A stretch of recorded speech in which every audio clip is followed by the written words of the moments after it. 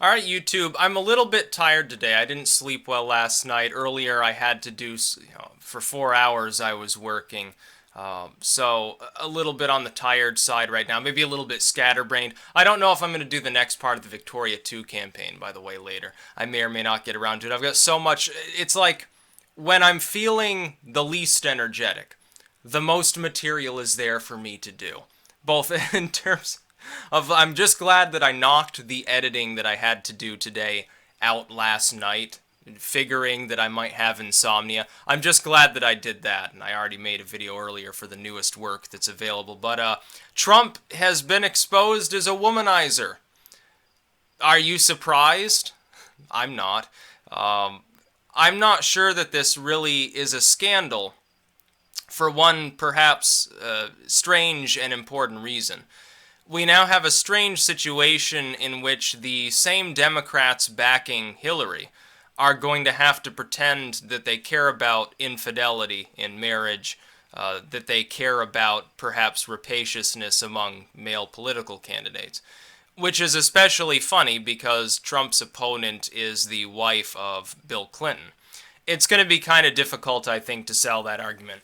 Everybody who already wouldn't have voted for Trump because of infidelity or being maybe hypersexual or something like that, they're already not going to support him because they've already been told now for the better part of a year, every single day by some media outlet or another, that Donald Trump either hates women or is at the very least he's a sexist. He either hates them or he loves them a little bit too much, I suppose. Does this change my mind as far as the trajectory of the race, as far as my own beliefs regarding his policies? No. Doesn't change my mind a bit. If I were worried about I wouldn't suddenly support his opponent anyway, even if I didn't care about Hillary's terrible policies. Let's say she had good policies.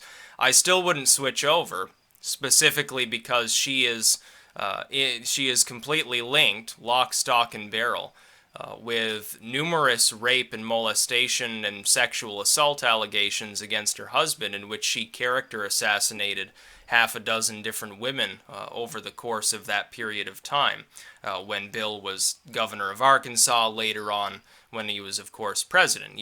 Monica Lewinsky was a consensual affair, but there are plenty of women who have said it wasn't. In the case of the leaked Trump audio, Trump is talking about grabbing women by the pussy, which is admittedly it immediately reminded me of two things. Fuck her right in the pussy, that meme that went around. It was a forced meme. It wasn't like real news footage some time ago. And number two, Bill Clinton, which is the funny part. I think in many people's minds that's probably the connection they made. Oh, yeah, I think there's somebody else who's been active in the current political climate who maybe makes similar comments from time to time. We saw, of course, WikiLeaks, though, dropped a huge folder of emails today, so I'm not sure which one is going to win the media war. Of course, the mainstream media, they're going to say Trump is a slimeball and a rapist, even though nowhere in this audio is he talking about forcing himself on women. He's simply talking about the fact that because he's rich, he has, I guess, people that he's a sugar daddy for and has friends with benefits or something. And apparently Melania, according to him, is okay with this fact and doesn't care. I think people probably understood that he was a womanizer around the time that his third marriage involved somebody half his age. I think that was fairly clear and straightforward, and I don't think ultimately anybody gives a damn.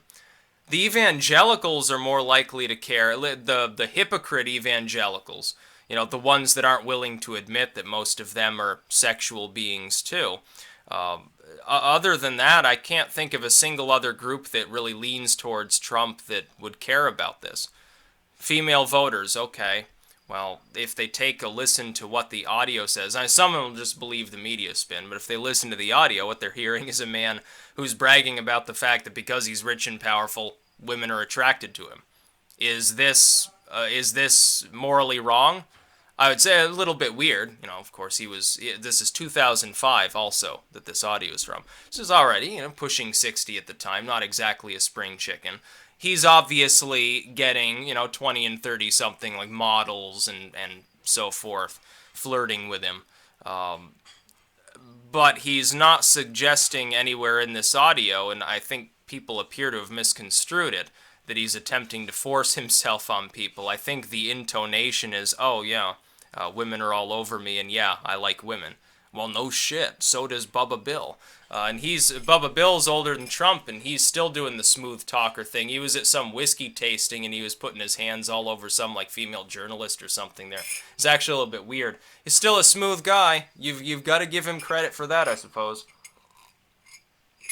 But when last I checked, Trump didn't have a problem finding willing partners. He's on his third marriage and so forth. A little bit like Newt Gingrich, I guess. Not sure exactly how Newt pulls that off. I guess it must be the money in his case. It's certainly not charisma. But yeah, not exactly a scandal so much as corroboration of what 99% of the population already knew. Yeah, Trump's a little bit piggish. Okay. Does that affect his policies? No. Does it affect his business? Maybe, to some extent. I suppose somebody might seduce him into funding some sort of project or something that they want built. I'm sure it probably happened. Probably happened a lot, Bubba Bill, and probably happened involving him too.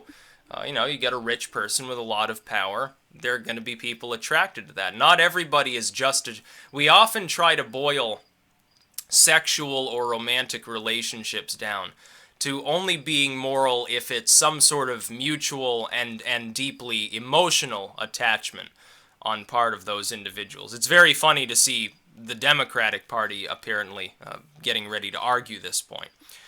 But there are people who are predominantly attracted to money. There are people who are predominantly attracted to power. There are people who are predominantly attracted to anything else under the sun. There are people who are masochists who can't even get off unless they're being, like, having their ass whipped or something like that. There are dudes who pay a dominatrix to kick them in the balls and so forth. And that's how they get off. It's part of their sort of romantic and lustful side as a being. It's very, very funny to see the party that thinks there should be no traditional sexual strictures, and by the way, I agree with them on that, suddenly arguing that Trump and locker room talk, it would be unacceptable in polite company, honestly. Let's face it, that this is somehow some great big blot on his character. Well, I don't see it that way. I see it as a private businessman who is worth billions of dollars, is telling his friend, yeah, well, a bunch of models and celebrities and stuff want to jump my bones, and usually I let them do it because I'm a powerful man. That's sort of the way that it works in those circles. Yeah, not everyone's going to be interested in that.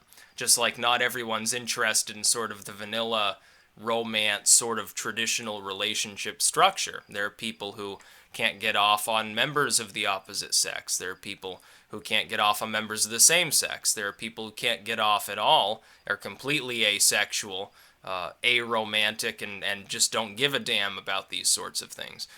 So I'm not seeing exactly what the problem is, saying grab her by the pussy in the context of an apparently consensual arrangement. Okay, what's the problem? Piggish? Yeah. Boorish? You bet you. Rapacious? No, not necessarily. Nowhere there is he talking about literally tying somebody up, Bill Cosby style or Bill Clinton style or something like that. There's only one person involved actively in the current campaign who we know has had truly illegal relationships with women, and that's Bill Clinton.